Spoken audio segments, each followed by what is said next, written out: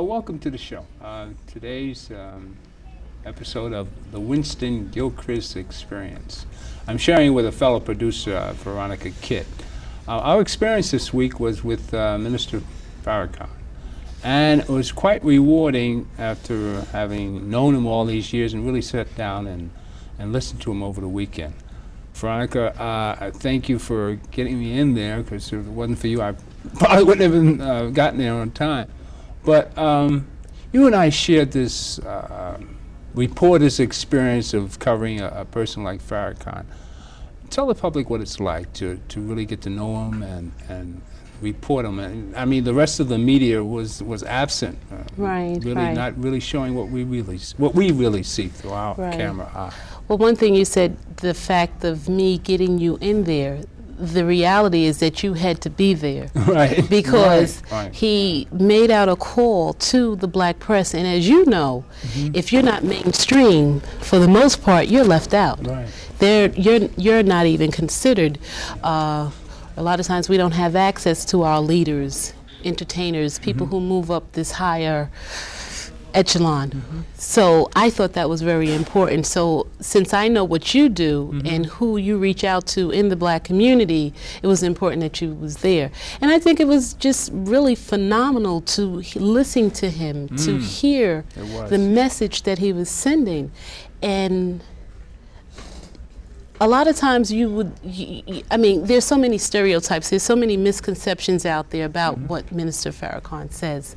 But to hear him live and talk about these issues, I mean, it clears up a lot of misconceptions about the recent incident with Atala Shabazz on, I think it was the 60 Minutes program, and he spoke about that.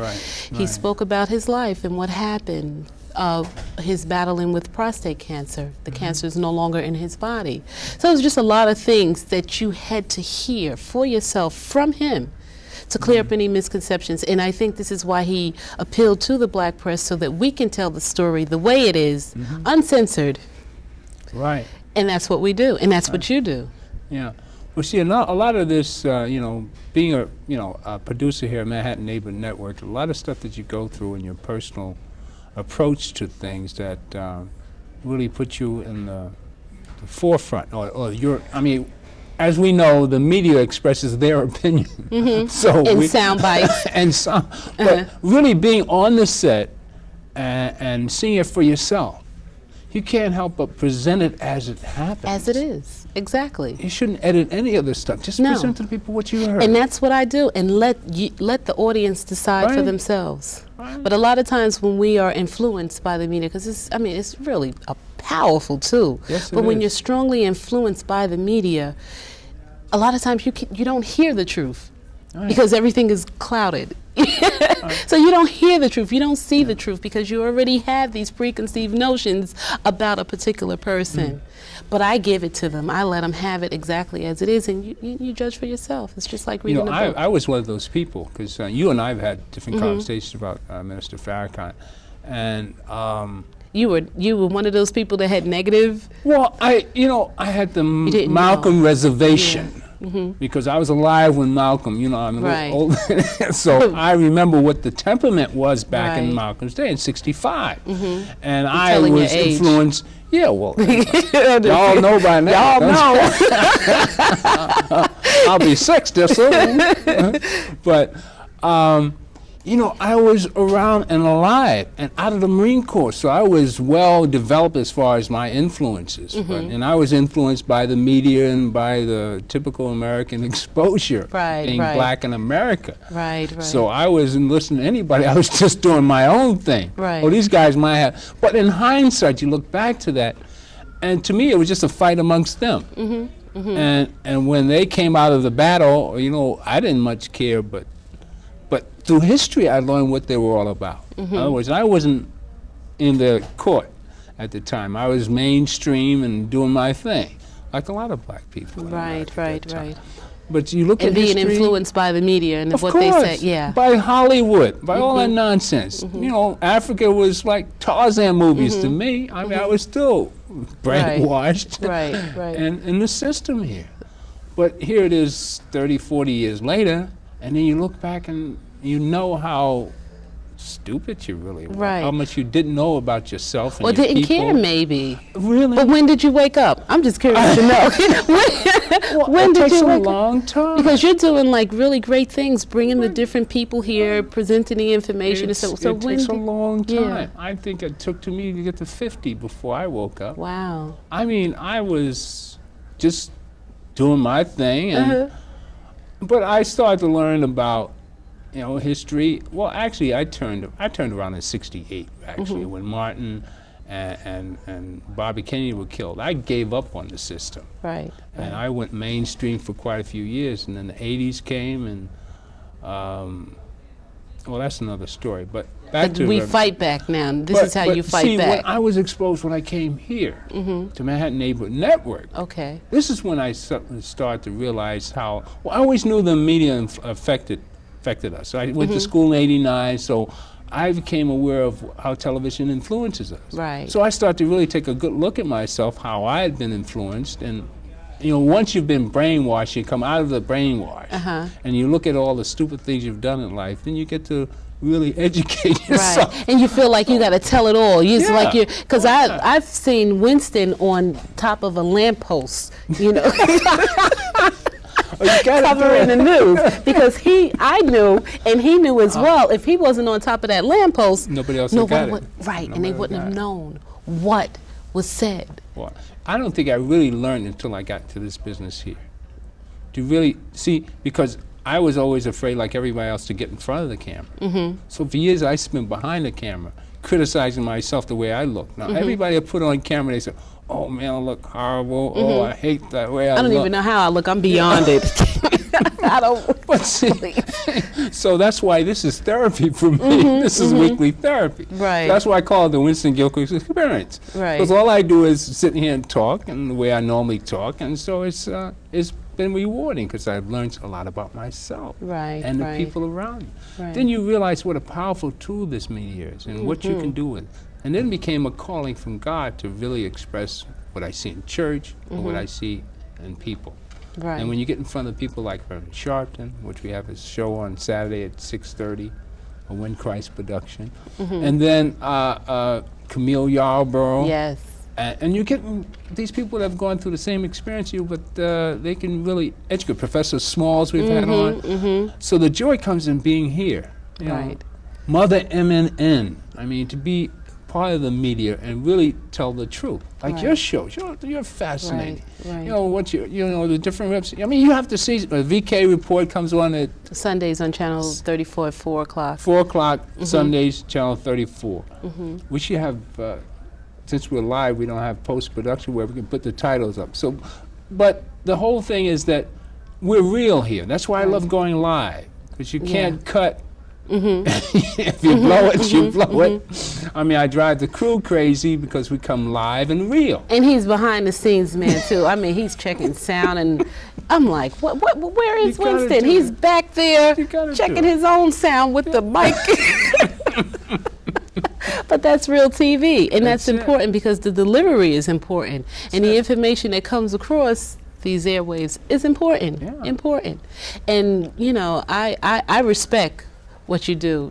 I respect what you the Oh, it's a people that you love. bring. It's a love. Yeah. Well, you do the same. But you had to be there. You had to be there. You had to be there at Farrakhan's thing. I thought That was like beautiful. It That was. beautiful. Thank you. Yeah. I mean, I saw a light, and I needed to see that. I really need to see and feel it, to be Right. there in the room. It changed your perspective? Yes, it did. Yes, it did.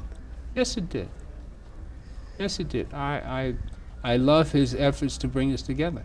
Yeah. And we need it so desperately. Yes. I tell you what really opened my eyes was that Diallo. Because, I cover Sharpton every week. And when I went up to Albany, and we were arguing, oh, they're going to get off.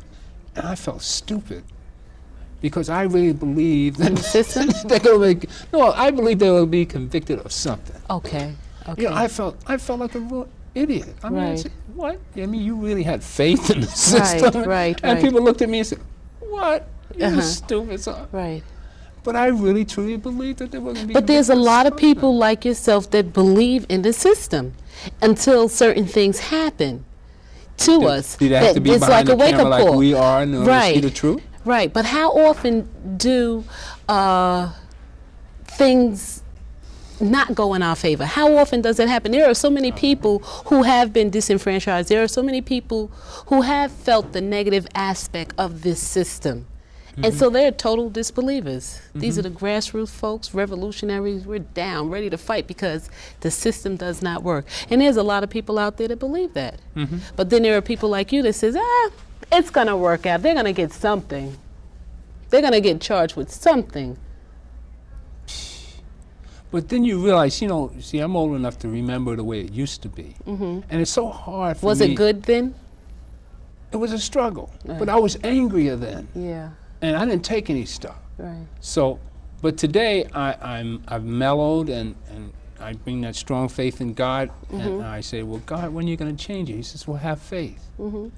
So, Well, you're the instrument, and you're making changes by bringing the information to the forefront. And the media. Yeah. And I think people of color and people that are, you really have to come to Manhattan Neighborhood Network and you get experience to this media exposure that really brings the truth to you. Yeah. And we try to do the best job that we can with what little funds we have, because nobody gets paid. Right, right. But I think it's excellent because of the fact, I mean, a lot of people, they shun or they look down on public access. But the reality is, because we have no control over the mainstream media, this is our media. This is what we control. So then you utilize it to the best of your ability by presenting information the way it is, uncensored, because they don't censor you here. They don't stop you. This is freedom of speech, true essence of democracy, the way it's supposed to be. And this is and this is it. And this is one of the beauties of public access, Manhattan Neighborhood Network. I mean, we can go with it, and it's great. They don't stop you. I mean, they have rules and regulations, you know, certain time frames, 13 weeks or whatever, but I mean, that's really about it. So it's ideal. Well, without further ado, let's bring up this Roland.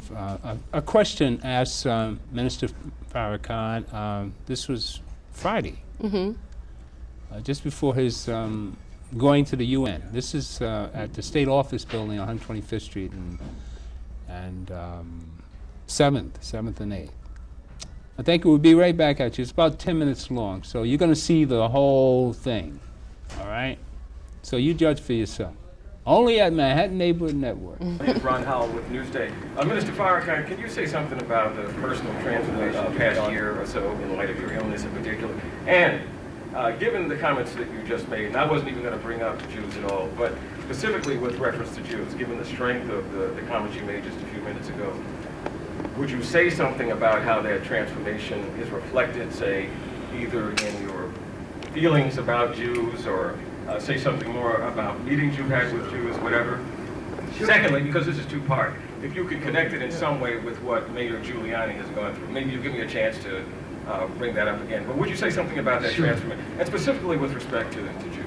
You know, transformation, that has been misused by the media to make it appear, oh my God, Farrakhan had a bout with death and came out so changed that he's no longer able to speak to the hurt of his people.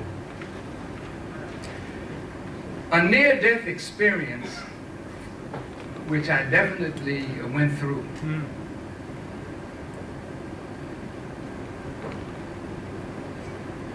it did something to me, and it did something for me. I was 3 minutes away from death. On a table in the emergency room in a hospital. I had lost between 5 and 6 units of blood.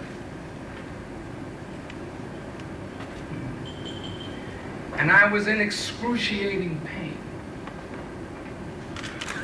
And all the time that I was in this excruciating pain, I was talking to Allah. Yeah, sure. And I was saying to the God that I thanked him for allowing me to live in this marvelous creation. That I thanked him for my pain and my suffering. And I thanked him for the life that he gave me and the service that he's caused me to render. And I said, if it is your will that I leave, I thank you for allowing me to have been. Now, I was saying this, but it was like almost in a semi-conscious state. After they flew me to Washington and the doctors there operated on me, and I had lost maybe over 30 pounds and I was very, very, very weak. Something happened and my lawyer came to my bedside at the farm in Michigan where I was recuperating. And my daughter, who is my nurse, who was right there at my bedside when I was going through this, began to say what I was saying when I was in that condition. And when I heard what she said, the tears rolled out of my eyes. And I couldn't speak for a moment. And I told my lawyer, Lou Myers, whom many of you may know, I said, you know, it's one thing to believe that you believe. It's another thing entirely to know that you believe. Amen. When one of my companions, Brother Jabril Muhammad, heard what I had said on my deathbed, and a lawyer was present when my daughter was recalling what I said, Brother Jabril asked the question, I must get to the lawyer and ask him what is the weight of a deathbed confession. Deathbed confessions have great weight. Allah says in the Quran, I will try you with something of fear and hunger and loss of property, diminution of fruit and loss of life, but give good news to those who are patient and steadfast under trial. You don't know who you really are.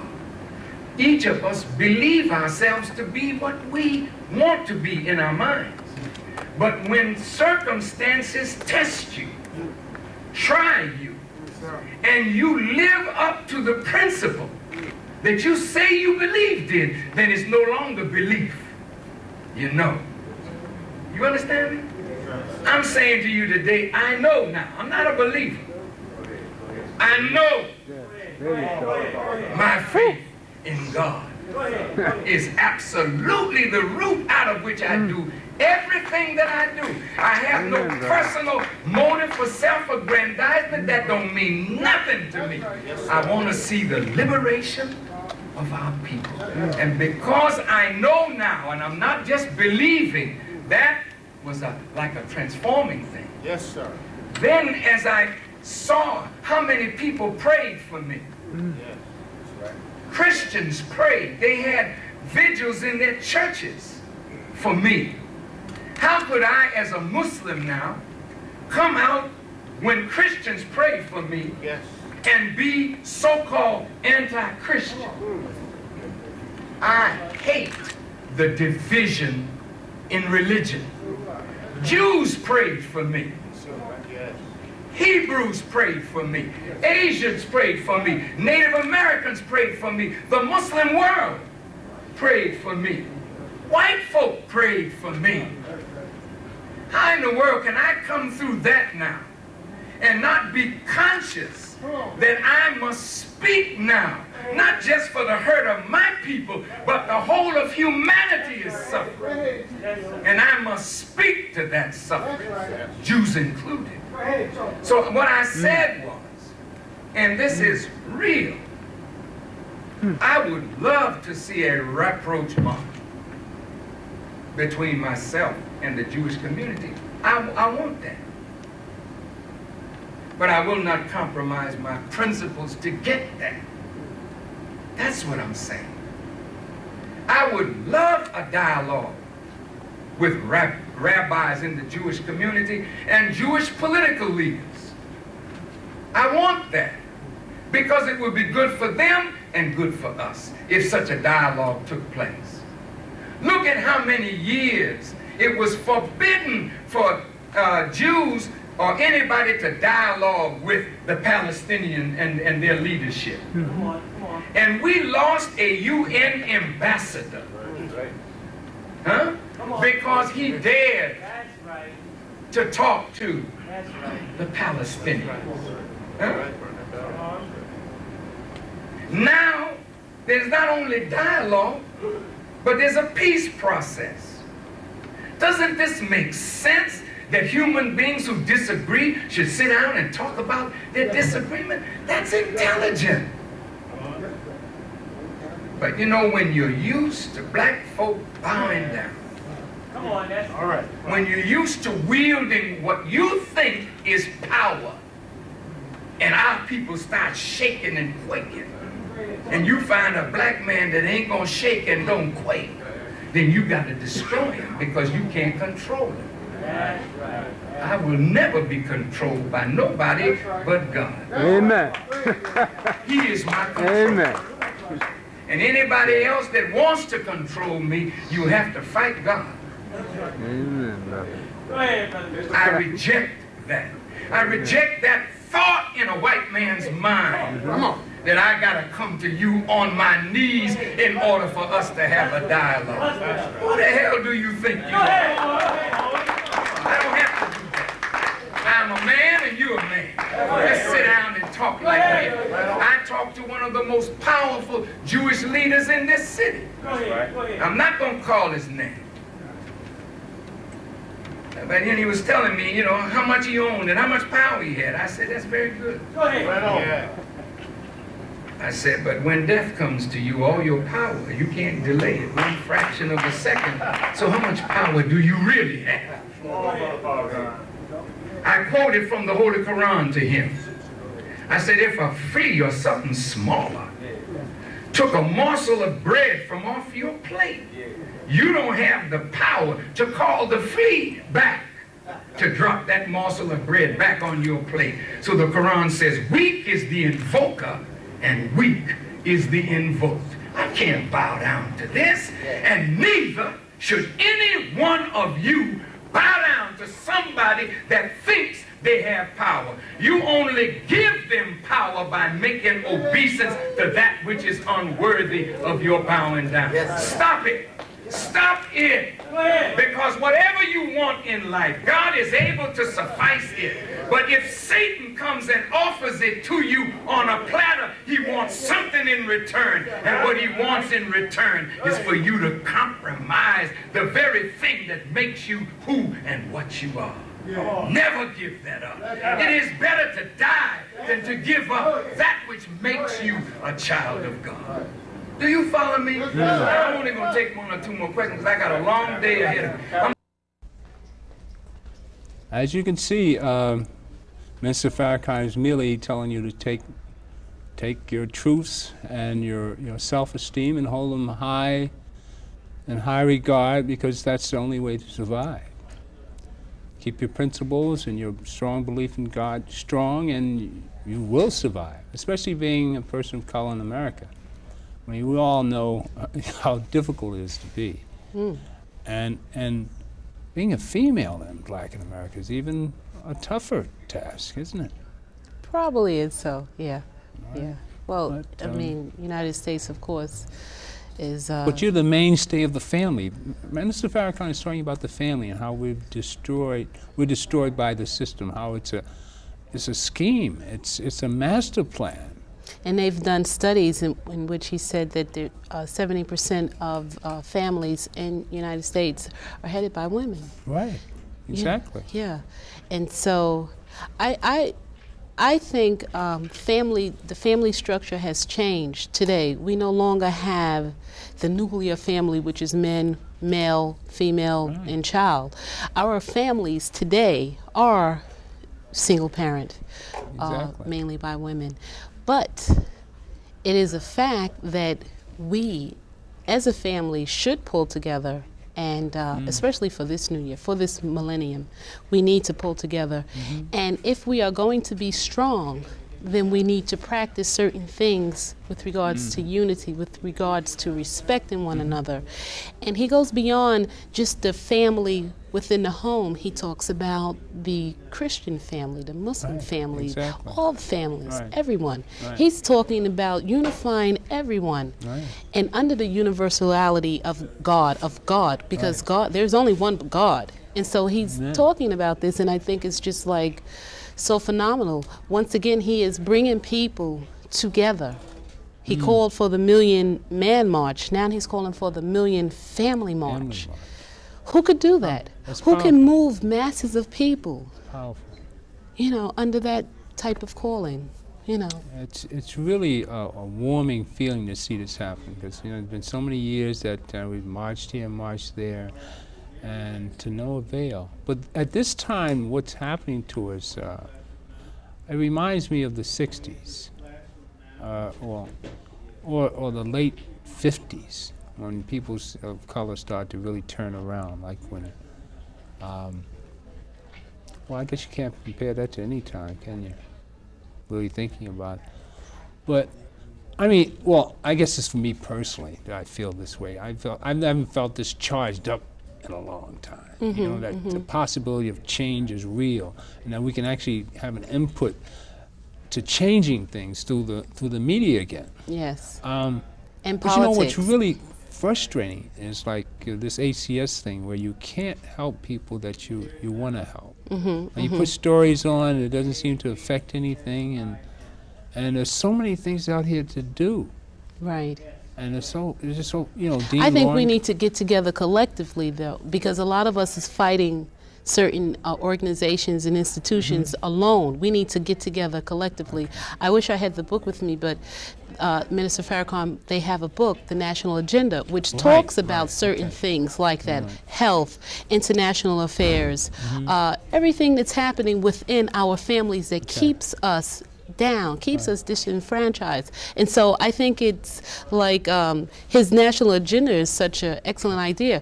Politically, can you imagine? I mean, the Million Family March is taking place October 16th, 2 weeks before the national election. Right. When they had the Million Man March, I think they registered over 1 million black male voters. Can you imagine what influence this is going to have with the Million Family March? If we do go out and vote, or we choose someone to be president, we'll have a voice. We're changing the face of politics as we know it today. Well, his approach to the youth and the gangs, and I think I don't know if you saw this. I don't know if this is the piece that we just showed, but he talks about how the rappers are selling us out, because they're really the I mean, this rap phenomena is great throughout the world, and that it's our culture, and if they just tune it down to be respectful to our women, and instead of calling them bees and I don't know, whores and all this other stuff. I missed that part about the rappers selling us out. I didn't hear that part. But as far as rap is concerned, I think a lot of rap is indicative of one's socialization, of what they see in their environment.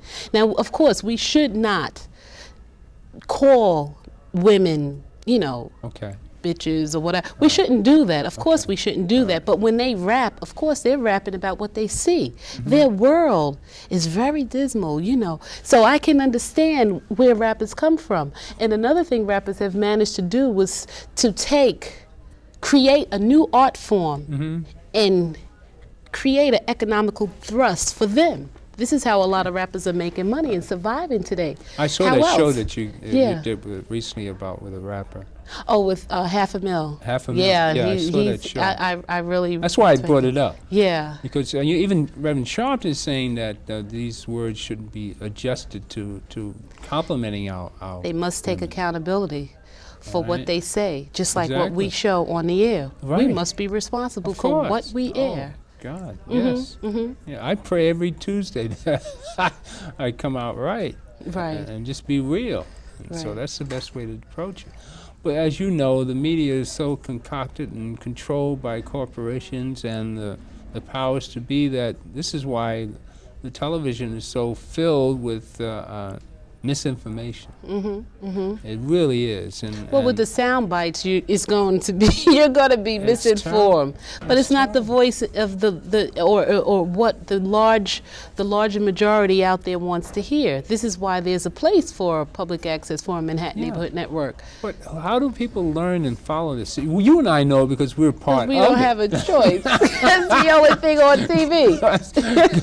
I mean, you and I know what it's like to produce television, but the people out there that don't know and just go along with this, and it's amazing how, because I was in the FAR for years myself, so I understand what it's like to be brainwashed by television. But you need to wake up to Manhattan Neighborhood Network, and everything on Manhattan Neighborhood Network isn't All that great either, because a lot of people don't want to watch it. Exactly. But I don't think So- that people are brainwashed. I think that they never had the choice. Because it's like that's it's a better always word. been there. So they never Yeah. had the choice to realize that there was an alternative. But once you do know that there's an alternative, then you're responsible for it. So then that responsibility puts you in a position to promote change, to go after more positive programming. And I think that but we need support. I mean, it's just like the businesses in our community and stuff like that. How much support do we have when people say, "Oh, buy black," and nobody patronizes the store. So we are our own worst enemies at times. Well, Farrakhan is saying that we need to go back to the family unit. And these marches, I think all of us need to get together. I think especially the youth. I think the youth has to really pay attention to what's going on. But we are responsible for them as well. We need to teach and give back You have grown and kids. carry them through. How is it as a single parent? It's, Because you have the You know case something? scenario of all these problems it's we're talking really about. it's really great because I'm growing with my children. Okay. But there's a point in time in which I knew that there had to be a male influence in their lives because I have two sons. Right. So it was clear. Because I cannot teach a young man how to be a man. I can't do that because I'm a woman. Right. I can give him examples, but only a man can teach a young boy how to be a man. Right. If they don't have that example in their homes, then what are we creating? Will this young boy grow up to be a man if he has no example? So I mean, the minister speaks about the extended family. So I respect when older brothers step in and take Right. younger brothers under their wing. Yeah. You don't necessarily have to be the biological father in order to be the father. Right. So I think that's important. But it's just great. I mean, as long as you have your faculties in place, your children will grow. Some people say my kids are spoiled, but that's from the mom's perspective. Well, you're supposed How to could you be both? It's just really, really hard. But they're good. They're good. They're really good. It is, and it's okay. It's It's tough. your responsibility. You have no choice but to do what you have to do, as a parent. So hanging in there. So you put Farrakhan as a symbol of we were making comments of Farrakhan's son. If you notice what we just saw here, the piece we powerful. just ran, the gentleman in back of Farrakhan is Farrakhan's son. I mean, as a lot of you know, and if you were watching his reaction, we were talking about Powerful. how powerful it is to have a father of that stature and feel and emulate and be there behind them. But I like your watching shot. your back. Yeah, I like the two shot that you did because Yeah. Winston is very technical, and so he gets into that. The two shot was powerful. That's dynamite. Yes, I Now, really could you love the way feel you the shot energy that. coming across? I know if Yeah. you people that know something about videotaping, and Yeah. I started out as a photographer, so Yeah. You really this capitalized is- that entire. this is- That in itself, it was powerful. I really respect the way you shot it. But what about the minister being being up at Sharpton's headquarters because you were there? yeah. That's something that the media was not there, That but you was- were there. that was a treat. That was a treat. I knew he was coming. I told everybody, nobody at NAN knew he was coming. But you know, I videotape NAN every week, so I was prepared for Minister showing up. And when he showed up at about 11 o'clock at the end of the radio broadcast, I quickly changed tapes, and bam, I was ready. So it was, matter of fact, we have that clip here. I don't know if we have time to do it, but maybe we can run 10 minutes of Reverend Minister Farrakhan at National Action Network. Nat, you have the tape? Just run a few minutes and see where we at on the tape. I forgot where we spotted it. You know, we're doing this stuff live, so it's like an emergency switch on the tape. And then we'll come back and talk to Veronica some more But about that was this really amazing excellent. experience of being reporters.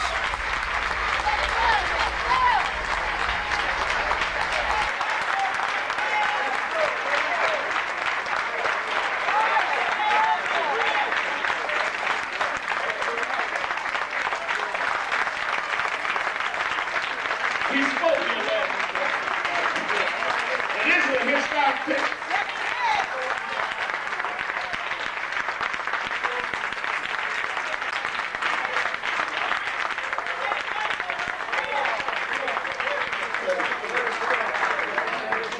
Well, y'all need to freeze them on. If we can just get some of us together for a minute, we can go a long way. Remember the minister talking to me and Man March about Willie Lynch. And that's what we have to work on. A lot of y'all know because y'all followers of Willie. Y'all practice Willie Lynchism.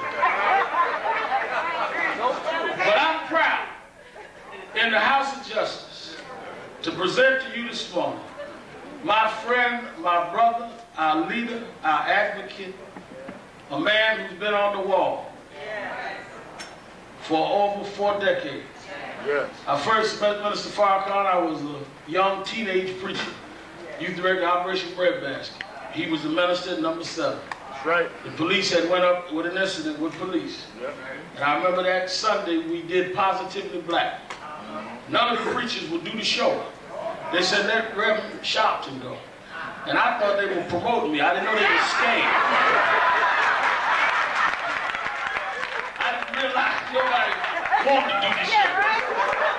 I told my mother, these old preachers, all right, they give me my shot.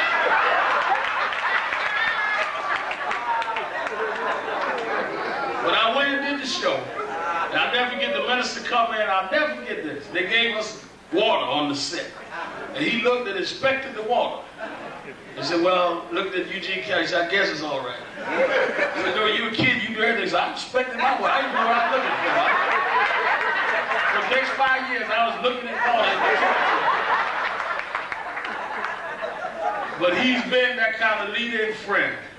And we've had everyone here from the First Lady to Winnie Mandela. And we've never had a prouder moment than this moment to bring to you the leader of the Nation of Islam, Minister Louis Farrakhan. Top.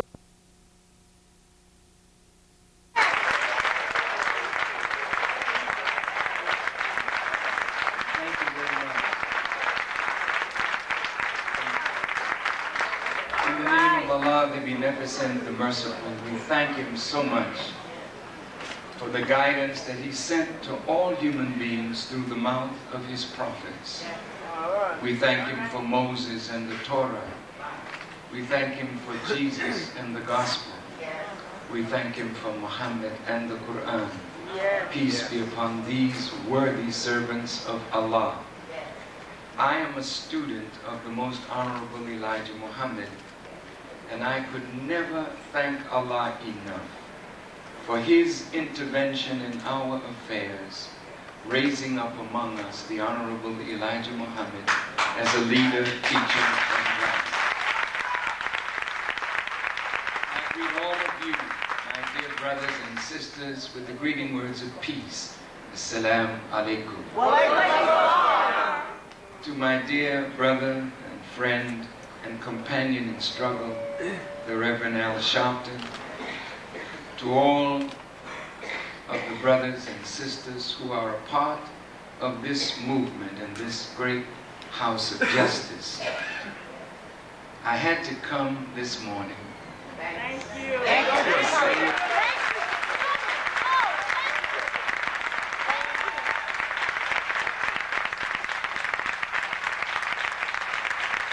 say to my brother what I said to him several months ago in private. I saw him on C-SPAN one morning, and I listened to the beautiful way he answered the questions of his questioners. And I said to myself, how blessed we are to have a brother like this, who speaks so well to the hurt and the pain of those who suffer, those who are black, but other than black. He has stood and is standing on the principle of truth and justice. I wanted right then to write him a letter to tell him how much I admire him. You know, if you really love God, you can see him wherever he appears. Oh yeah. In whatever form he appears in. And wherever you see God manifesting through a human being, you have to bow and recognize his presence. That's right. That's right. We see him in the flowers, we see him in nature, but the most beautiful way to behold him is when you can see him and feel him in a fellow human being.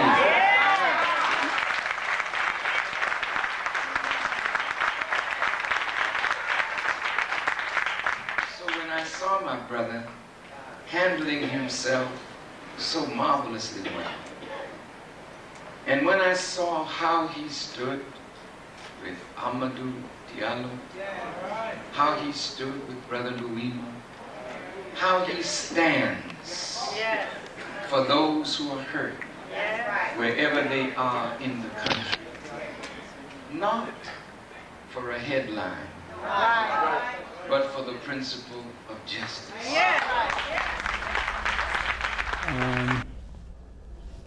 He's a good young brother. As you can see, that's a powerful combination. You know, I'm there every Saturday, and Reverend Sharpton is a gift from God. I mean, to we as a people. I really, truly believe that. And to see the two of them together, I mean, there's really some hope that we can, you know, really accomplish something with our vote. We're talking about voting now. I mean, no matter what you believe, who you believe in, just learn to utilize your vote. Let's do it the right way. We don't have to grab a gun. He goes on to say further about utilizing your vote rather than the gun, and using the power of speech and the media and what powers we have as, you know, exposing people to what we see. I mean, that was quite an experience this weekend. I mean, it was dynamite. Now imagine seeing Farrakhan Friday, Saturday, and I missed the Sunday. The Saturday night. It was a Saturday night. Yeah, Saturday night. At Manhattan Center. But you know what? Oh, the UN, I missed that one At the too. United Nations as And well. you were there for those two. I was there, yeah. But you know something? Looking at that piece, I immediately thought of the meeting of Malcolm X and Martin Luther King. Ooh, wow. I was just putting it into a historical context. And I think the powers that be would hate for various leaders like a Sharpton and a Louis Farrakhan to come together. We've never discussed Because can you that imagine Right. what would happen Right. if we, as a people, come together and unite? Because one thing Farrakhan was talking about was the African nations, 43 nations got together and they're going to start the United States of Africa. Right. Can you imagine if globally we begin to unite? Because we're so divided. It's powerful. But if we begin to unite, Sharpton is doing a march on August 26th. Redeem the dream. Redeem the dream. Right. And so Minister Louis Farrakhan supports that. Right. And vice versa, he sharply supports the Million Family March. Which is October 16. 16. Okay. So this is the new millennium. What is happening to us in our communities, our people, our psyches? What is happening? What will I think happen? God is bringing us together as a community, as a spiritual people of spirituality are coming together as a people. That's what I think really said. I think that's Farrakhan's, Reverend Minister Farrakhan's message. That no matter what religion you are, whether you one whatever, God. there's one God. I mean, there's no claiming that we're all God's children. Until we get to that point, we're going to flounder around and just be our own individuals forever. And that's what I was lost in. That's what I mentioned early in life. I didn't have any direction. I didn't feel kinship to anyone. And I had Mr. Diallo on a couple of weeks ago. And we ran it on July 4th. And just being close to someone that's going through that trauma and feeling his strength and it's his belief, his belief in God that's carried him through all this stuff. And it's just amazing how much strength people and faith in people have in God. You're right. And you're right. Minister Farrakhan says that, this is a revelation to him, being 3 minutes from death. And I think it takes us all that Right. being close to death before we wake up to reality. Exactly. The reality of God and his existence. So. It's interesting because you said him being, the fact that he was close to death, and he says, what does the weight of a deathbed confession has? And he talked about how he was saying certain things, and then at some point later, his daughter was telling him exactly what he said. And he related that to Shaka Sankofa. Oh, right. The killing yes. of Gary Graham. That was powerful. And Gary Graham laid across that gurney, and he said, I did not kill your son. Now, usually when you have people who commit crimes, at some point they find God. I think Volpe found God, and he's doing things, the one that did the incident with Luima, with the plunger. The officer, the Yeah, cop. so they said he found God. At some Volpe point you has found God. That's what they said, they had found God. I forgot who the woman, his minister, her name is, I can't think of her name right now. But at some point you have remorse, you become apologetic. You admit, and you say, I'm sorry, but he never said sorry. He never did. Farrakhan believes that he did not commit this crime. And if you have the confession of one person, you just have the statement of one person that says, I saw it, but yet you withhold all other information from other witnesses, then is that fair and just? So it's just really unfortunate. But what does the weight of a deathbed confession have? And I think that should be held in account. But if he, and I'm just tying that into the fact that he had this confession and he said, if it's your will, so will it be, and I will do what is necessary, which now today is the Million Family March, bringing people here. So he has a mission. Oh, yeah. This is his mission. This is his destiny. Yeah, definitely. And, it fears me sometimes. I become, I wonder, sometimes I ask, what will his legacy be? Will it be the Million Family March? Is this his last move? Is this the last thing we're going to have from our dear brother, Minister Farrakhan? Yeah, I hate to think that way, but that's what I've been, bothering me. Oh, this should open up a whole atmosphere for a bright future.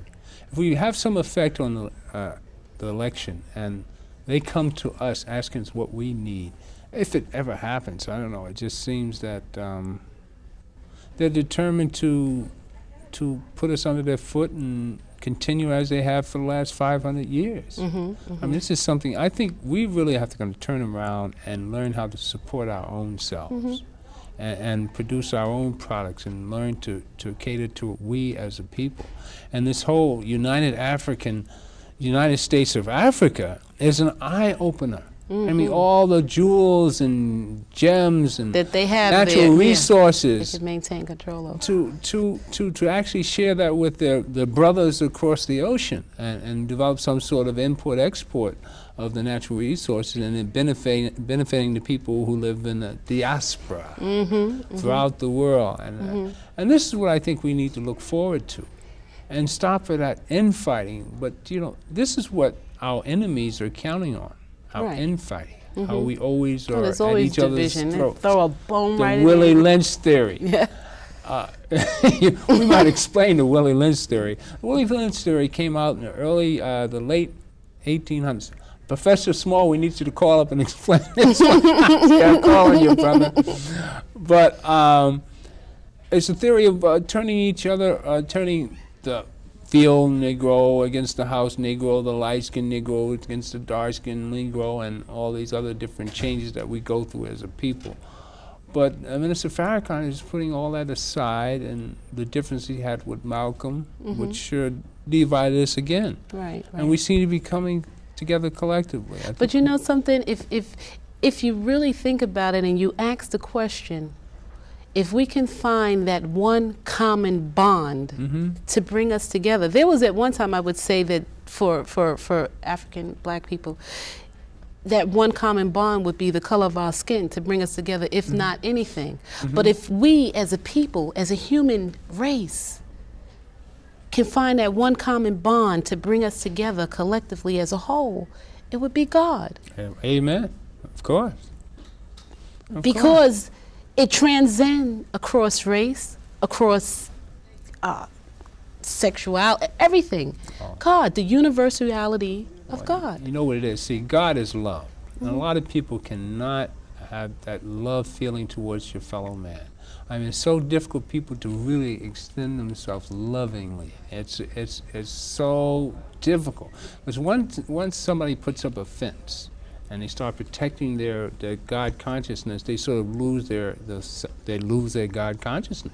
Because God is love. You have to give out. Yeah, You have the to give true essence of constantly. God. Because I know they got some nations. They go to war. Oh God, please let me kill them. Yeah, I mean, what is that? Please let me win this war. Well, there are a lot of false prophets, too. Cutting, scalping people, and so there's a lot of evil. I think you can find a lot of devils right in the church, too. Exactly, under the name of God.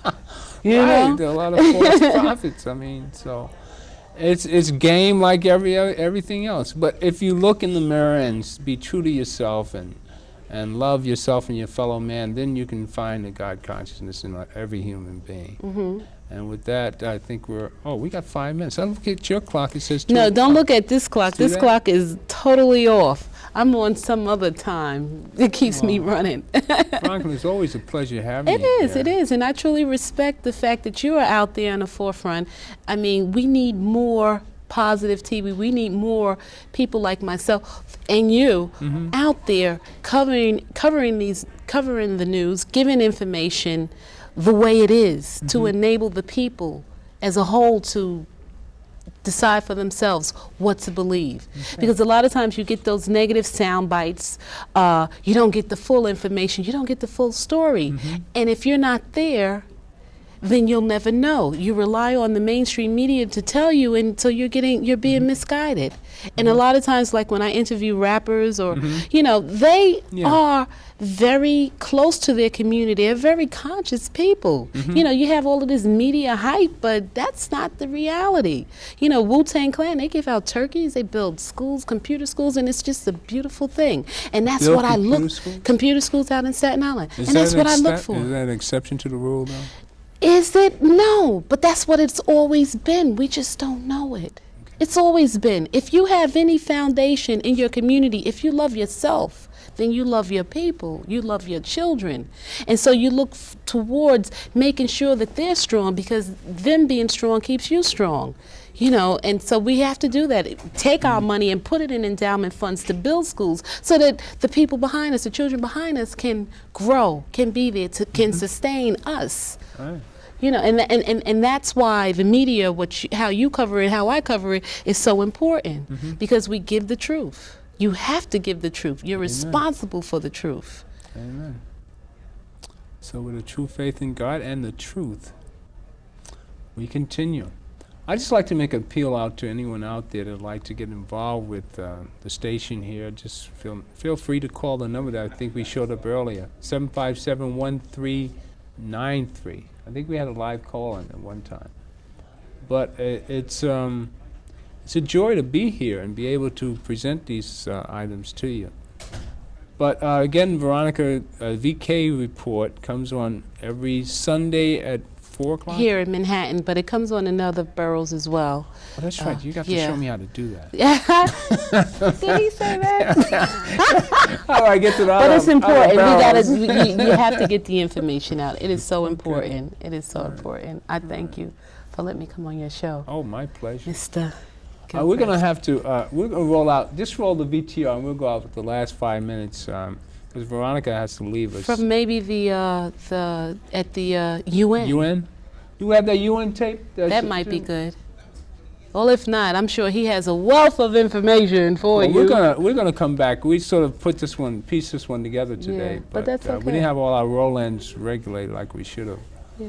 But the next time the minister comes into town, hopefully people will come out and see and hear, so they can judge for themselves, like you did. Exactly. You know. Exactly. I think it's a must. Thank goodness you woke up.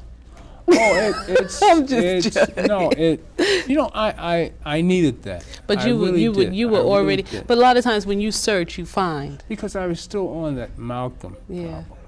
Yeah. But I they're love all Malcolm. connected. A lot of us are still. And he loves Malcolm. He loves Malcolm too. Well, he made it clear that he does. He did, yeah. And hopefully we can get over that. Because that's what divided us, a lot of us, that loved and respected Malcolm. Don't believe the hype. And search for yourself. But you have to see the man, the individual for himself to really get to know what's going on. So it behooves all of us to pay attention to what goes on in our community, and especially pay attention to what happens here at Manhattan Neighborhood Network, because I think this is the only place you get the truth.